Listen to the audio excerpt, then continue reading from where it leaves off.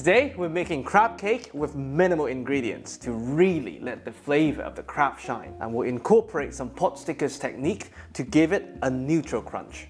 Let's do it. First up, binding agent number 1, egg white.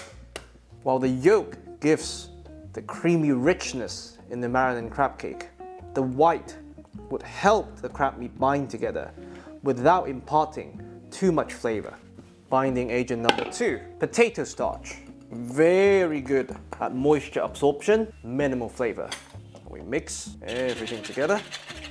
And for the crab cake, since we want to minimize the mixing once the crab meat is in, I always suggest that you mix everything in your mixing bowl before introducing the crab, so everything gets distributed evenly and you avoid having a lump of potato starch or egg white on one big piece of crab. Brilliant. Now, a bit of white pepper, just to bring out the best from the crab.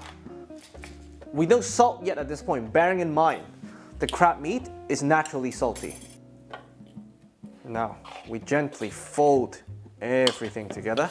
For me, the ideal ratio between potato starch and crab meat is about 5 to 1. 5 parts crab meat, of course. Now you taste and adjust the seasoning, salt, and we build our cakes. You can do it however you like. Today I'm lazy, so we'll use a ring mold. No matter how you're putting the cake together, you want to be slightly firm, but not so strong that you would break the lumpy meat apart.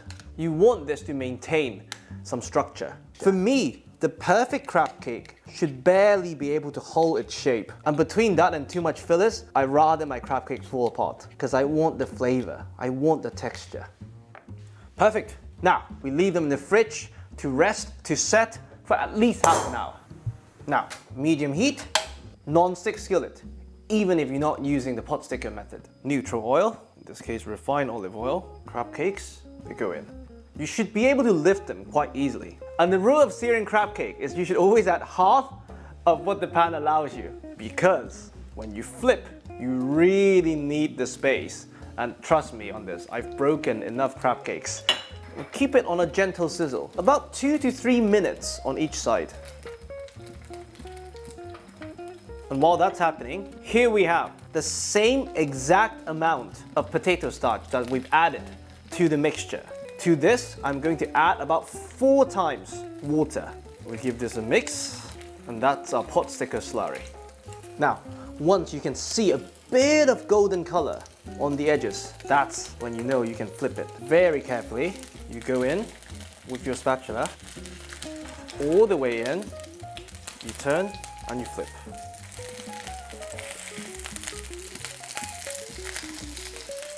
Brilliant. Press it slightly for the other side to make full contact. And straight away, we add our slurry. Just on the pan, not on the crab cakes themselves. Once you have a thin layer, you stop.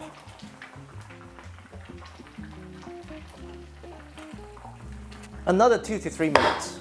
Now we just crank up the heat slightly to get rid of the excess moisture at the bottom of the pan. Now, once there's not much steam coming out, meaning most of the water has been evaporated, you grab some paper towel and you tilt the pan to one side to get rid of all the excess oil.